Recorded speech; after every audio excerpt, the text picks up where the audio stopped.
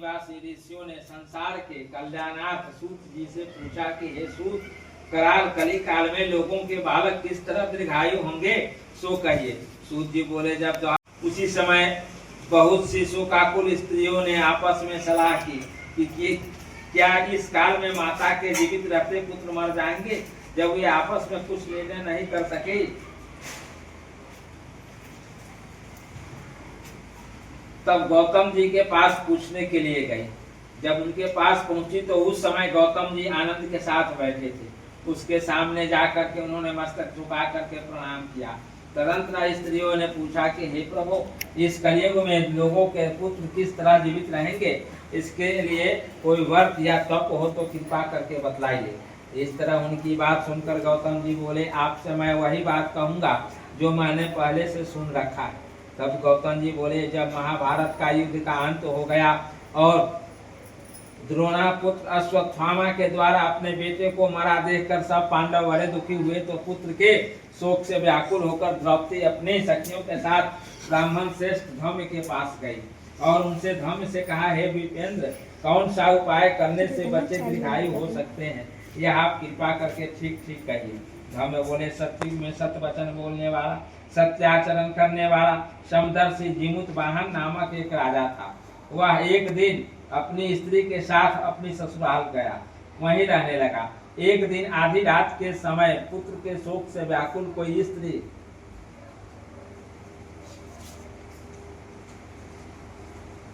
रोने लगी, क्योंकि वह अपने बेटे के दर्शन से निराश हो चुकी थी। उसका पुत्र मर चुका था। वह रोती हुई कहती थी, हाय हाय, मुझ बुद्धि माता के सामने मेरा बेटा मरा जा रहा है।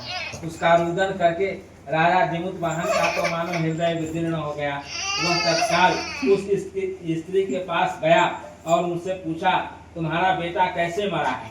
बुद्धि ने कहा, गरुड़ प्रतिदिन आकर के गांव के लड़कों को खा जाता है। इस पर उस दयालु राजा ने कहा, माता अब तुम रो मत, आनंद से बैठो, मैं तुम्हारे बच्चे को बचाने का यत्न करता हूँ। ऐसा कर करके राजा उस स्थान पर गया जहाँ गरुड़ आकर प्रतिदिन मांस खाया करता था। उसी समय गरुड़ भी उस पर टूट पड़ा और मांस खाने लगा। जब अतिशय तेजस्वी गरुड़ ने राजा का बायां अंग खा लिया तो वह झटपट राजा ने अपना दाहिना अंग फेर करके गरुड़ के सामने कर दिया। यह देखकर गरुड़ जी ने कहा, तुम कोई देवता हो, कौन हो, तुम मनुष्य को नहीं जान पाते, अच्छा अपना जन्म और कुल बताओ। पीड़ा से व्याकुल मन वाले राजा ने कहा, हे पक्षीराज, इस तरह के प्रश्न करना व्यर्थ है, तुम अपनी इच्छा पर मेरा मांस खाओ। यह सुनकर गरुड़ रुक गए और बड़े आदर से राजा के जन्म और कुल की बात पूछने लगे।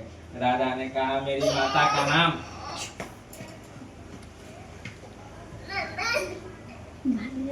सत्या है और मेरे पिताजी का नाम शालिवाहन है। सूर्य वंश में मेरा जन्म हुआ है और जीमूत वाहन मेरा नाम है। राजा की दयालुता देखकर गरुड़ ने कहा, हे महाभाग, तुम्हारे मन में जो कुछ भी अभिलाषा हो वह वर मांगो। यदि आप मुझे वर दे रहे हैं तो वह वर दीजिए कि आपने अब तक जिन प्राणियों को खाया है वह सब जीवित हो जाए। हे स्वामी, अब से आप यहाँ बालकों को न खाएं और कोई भी ऐसा उपाय करे कि जहाँ जो उत्पन्न हो लोग बहुत दिनों तक जीवित रहे। धम्म ने कहा कि पक्षीराज गरुड़ राजा को वरदान देकर स्वयं अमृत लाने के लिए गया। नाग लोग चले वहां से अमृत ला करके उसने मून मरे हुए मनुष्यों के हड्डियों पर बरसाया। ऐसा करने से सब लोग जीवित हो गए और जिसके भी पहले गरुड़ ने खाया था। राजा के त्याग और गरुड़ की कृपा से वहां वाले का बहुत कष्ट दूर हो गया। उस समय राजा के शरीर की शोभा दुगनी हो गई। राजा की दयालुता देख करके गरुड़ ने फिर कहा, मैं संसार के कल्याणार्थ एक और वरदान दूंगा। आज अश्विनी कृष्ण सप्तमी से सहित शुभ अष्टमी तिथि है। आज ही के दिन तुमने यहाँ की प्रजा को जीवन दान दिया है। वत्स, अब से यह दिन ब्रह्म भाव हो गया। जो मूर्ति भेद से विधिवत नामों से विख्यात है वही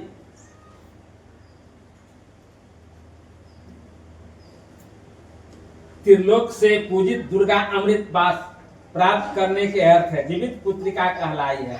तो इस तिथि को जो स्त्रियां उस जीवित पुत्रिका की और पुरुष की आकृति बनाकर तुम्हारी पूजा करेगी, सो दिनों दिन उसका सौभाग्य बढ़ेगा और वंश भी बढ़ती होती रहेगी। हे महाभाग, इस विषय में विचार करने की भी आवश्यकता नहीं है। हे राजन, सप्तमी से रहित उदया तिथि के अष्टमी को यह व्रत करे। यानी सप्तमी विध, अष्टमी जिस दिन हो वह उस दिन व्रत नहीं करना चाहिए। शुद्ध अष्टमी को ही व्रत करे और नवमी में पारण करे। यदि इस पर ध्यान न दिया गया तो फल नष्ट हो जाएगा और स्वयं को अवश्य ही नष्ट हो जाएगा। जीमूतवाहन ने इस तरह का वरदान दे करके गरुड़ वैकुंठ को धाम को चले गए और राजा की भी अपनी पत्नी के साथ अपने नगर को वापस चले आए। ध्रुव द्रौपदी से कहते हैं, हे देवी, मैंने यह अतिशय दुर्लभ व्रत तुमको बताया है। इस व्रत के करने से बच्चे दीर्घायु होते हैं। हे देवी, तुम भी पूर्वोक्त विधि से यह व्रत और दुर्गा जी का पूजन करो तो तुम्हें अभिलाषित फल प्राप्त होगा। मेरा ध्रुव की बात सुनकर द्रौपदी के हृदय में एक प्रकार का कैतुल उत्पन्न हुआ और पुरावास ने स्त्रियों को बुलाकर उनके साथ यह उत्तम व्रत किया। गौतम ने कहा, यह व्रत और उसके प्रभाव को किसी एक चिल्ली ने सुन लिया और अपनी सखी सियारिन को जाकर बताया। इसके बाद पीपल की वृक्ष की शाखा पर बैठकर वह चिल्ली ने और उसी पक्ष वृक्ष के एक खोते में बैठकर सियारी ने भी व्रत को किया। फिर वही चिल्ली किसी उत्तम ब्राह्मण के मुंह से यह कथा सुनाई और पीपल के खोते में बैठे हुई अपनी सखी को सुनाया। सियारिन ने आधी कथा सुनी थी कि उसे भूख लग गया और उसी समय सबसे भरे हुए शमशान में पहुंची। वहां उसने इच्छा भर मांस का भोजन किया और चिल्ली बिना कुछ खाए पिए रह गई और सवेरा हो गया तो वह सवेरे गौशाले में गई और वहीं गौ का दूध पिया। इसी तरह नवमी को वह उसने पारण किया। कुछ दिनों बाद वे दोनों मर गई और अयोध्या की किसी धनी व्यापारी के घर में जन्मी। संयोग से उस दोनों का जन्म एक ही घर में हुआ, जिनमें सियारिन ज्येष्ठ हुई और चिल्ली छोटी हुई। वे दोनों सभी शुभ लक्षणों से युक्त थे।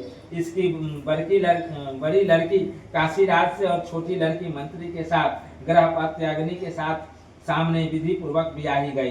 पूर्व जन्म के कर्म फल से ही वह मृगनयनी रानी हुई। जिस किसी को भी संतान को उत्पन्न करती वह सब मर जाती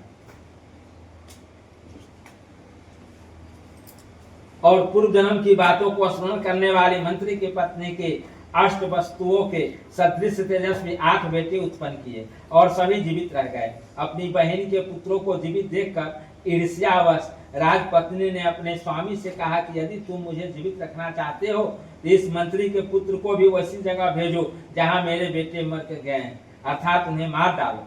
यह सुनकर के राजा ने उस मंत्री के पुत्रों को मारने के लिए कई प्रकार के उद्योग किए, पर मंत्री पत्नी के जीवित पुत्रिका के पुण्य बल से बचा लिया। एक दिन राजा ने अपने आदमियों को उन पुत्रों को सिर कटवा कर पिटारी में रखवाया। वह पिटारी उनकी माता मंत्री पत्नी के पास भेज दिया, किंतु वे 8 सिर बेश कीमती जवाहरात हीरे हो गए और भले चंगे वे 8 लड़के अपनी माता के पास वापस चले आए। उनको जीवित देख करके राजपत्नी को बड़ा विस्मय हुआ। अंत में वह मंत्री की पत्नी के पास आई और उनसे पूछा, बहन, तुमने कौन सा ऐसा पुण्य फल किया है जिससे बार बार मारे जाने पर भी तुम्हारे बेटे नहीं मरते हैं? इस पर मंत्री की पत्नी ने कहा, पूर्व जन्म में मैं चील थी और तू सियारी। हमने और तुमने साथ जीवित पुत्रिका का व्रत किया था। तुमने व्रत के नियमों को भली भांति पालन नहीं किया था और मैंने किया था। इसी दोष से हे बहन तुम्हारे बेटे नहीं जीते हैं और राजा रानी अब भी तुम उस जीवित पुत्रिका का व्रत को करो, तुम्हारे बेटे दीर्घायु होंगे। मैं तुमसे सच कह रहा हूँ। उसके कथानुसार रानी ने व्रत किया, तभी से उसके कई बेटे सुंदर और दीर्घायु होकर बड़े बड़े राजा हुए। सूत जी कहते हैं कि सब प्रकार का आनंद लेने वाला मैंने दिव्य व्रत बतलाया है। स्त्रियां चिरंजीवी संतान चाहती हो तो विधि पूर्वक यह व्रत करे, इसमें कोई संशय नहीं है। इति सचखंड पुराण रेवाखंडे। एक बार बोलिए जीवित पुत्रिका व्रत कथा।